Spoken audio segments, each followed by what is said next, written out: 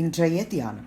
முதலாவது தேவனுடைய ராஜ்யத்தையும் அவருடைய நீதியையும் தேடுங்கள், அப்பொழுது இவைகள் எல்லாம் உங்களுக்கு கூட கொடுக்கப்படும். மத்தேயு 6:33.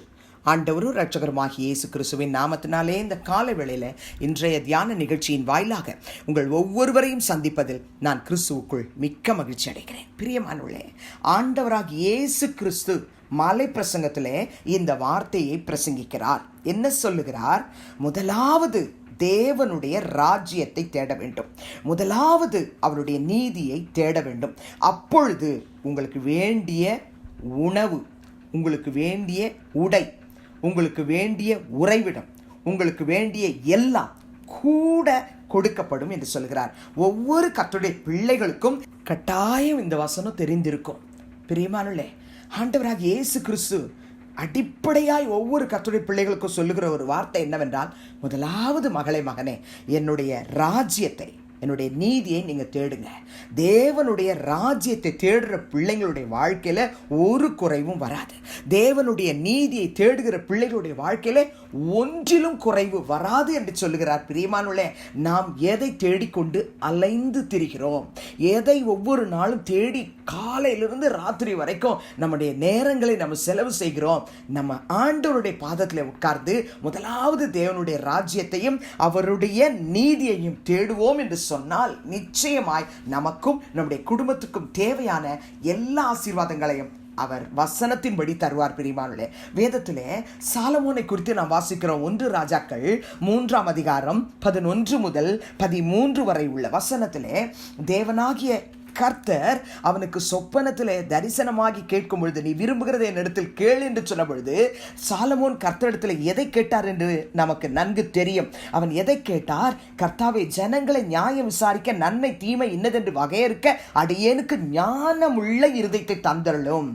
ஏராளமாய் இருக்கிற இந்த உமது ஜனங்களை நியாயம் விசாரிக்க என்னால் முடியாது, நான் சிறு பிள்ளையாய் இருக்கிறேன், யாரால ஆகும் அப்பா என்று கேட்ட பொழுது, தேவனுடைய பார்வையிலே இந்த விண்ணப்பம் உகந்த விண்ணப்பமாய் இருந்தது என்று சொல்லி வாசிக்கிறோம். ஆகையினால் தேவனாகிய கர்த்தர் அவனுக்கு சொல்லுகிறார், நீ உனக்கு நீடித்த நாட்களை கேளாமலும், ஐஸ்வர்யத்தை கேளாமலும், உன் சத்துருக்களின் பிராணனை கேளாமலும், நீ இந்த காரியத்தையே கேட்டு நியாயம் விசாரிக்கிறதுக்கு ஏற்ற ஞானத்தை உனக்கு வேண்டிக் கொண்டபடியினால், சாலமோனே, உன் வார்த்தைகளின்படி செய்தேன், ஞானமும் உணர்வும் உள்ள இருதயத்தை உனக்கு தந்தேன். இதிலே உனக்கு சரியானவன் உனக்கு முன் இருந்ததும் இல்லை, உனக்கு சரியானவன் உனக்கு பின் எழும்புவதும் இல்லை.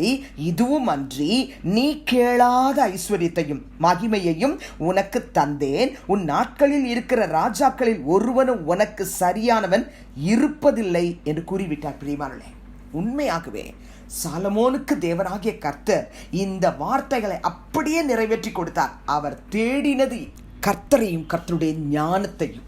கர்த்தருடைய பிள்ளைகளே, நமக்கு வேண்டிய சகல ஆசீர்வாதமும் நம்மை தேடி வரும். பிரியமானவர்களே, அதை குறித்து நாம் கலங்க வேண்டிய அவசியம் இல்லை, கண்ணீர் வடிக்க வேண்டிய அவசியம் இல்லை.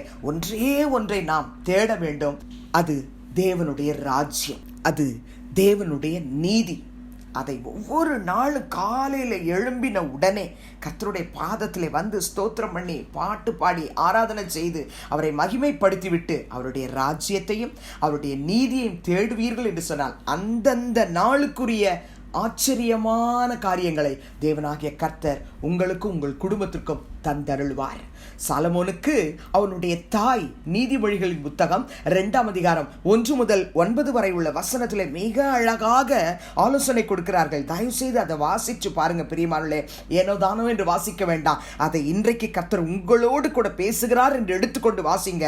என் மகனே, என் மகளே, கர்த்தருடைய ஞானத்துக்கு உன் செவியை நீ சாய், உன் இருதயத்தை அவருடைய வார்த்தைக்கு நீ இசைந்து கொடு. அப்படி செய்யும் பொழுது கர்த்தருக்கு பயப்படுதலை நான் உனக்கு தருவேன், ஞானத்தை நான் உனக்கு தருவேன், அவருடைய வாயிலிருந்து புறப்படுகிற அறிவு, புத்தி எல்லாவற்றையும் நான் உனக்கு தருவேன் என்று சொல்லுகிறார். அது மாத்திரமல்ல பிரியமானவர்களே, 7, 8, 9 வசனத்தை நீங்க வாசித்து அதை எனக்கு தாரும் என்று சொல்லி ஜெபியுங்கள். அவர் நீதிமான்களுக்கு என்று மெய் ஞானத்தை வைத்திருக்கிறார்.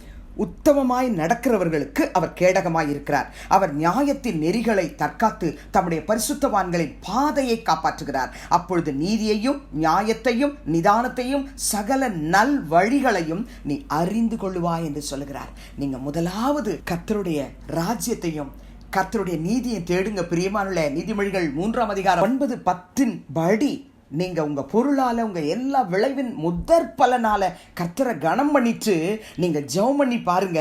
நிச்சயமா உங்க களஞ்சியங்கள் பூரணமாய் நிரம்பும், உங்க ஆலைகளிலே திராட்சரசம் புரண்டோடும். ஜெபிக்கலாமா? பரலோக பிதாவே, இயேசு கிறிஸ்துவின் நாமத்தில் உம்முடைய சமூகத்துக்கு நாங்கள் வருகிறோம். வாசித்த ஒவ்வொரு வசனத்தின்படி உம்முடைய பிள்ளைகள் முதலாவது உம்முடைய ராஜ்யத்தை உம்முடைய நீதியை தேடட்டும் அப்பா. தேடும் வாக்கியத்தை அவர்களுக்கு கற்றுத்தாரும். அப்பொழுது இவைகளெல்லாம் கூட கொடுக்கப்படும் என்ற வார்த்தையின்படி சாலமோனுக்கு கொடுத்த அத்தனை ஆசீர்வாதங்களை நம்முடைய பிள்ளைகளுக்கு தந்து நீதிமொழிகள் 3ஆம் அதிகாரம் 9-10 வசனத்தின்படி தந்து ஆசீர்வதிக்க வேண்டுமாய் ஜெபிக்கிறோம். துதிகர மகிமையை உமக்கு செலுத்துகிறோம். இயேசுவின் மூலம் வேண்டுகிறோம் பிதாவே, ஆமென். கிறிஸ்துவுக்குள் பிரியமானவர்களே, இந்த நாளிலே கர்த்தர் தாமே உங்களோடு கூட இருப்பாராக, உங்களை ஆசீர்வதிப்பாராக, உங்களை நடத்துவாராக. ஆமென்.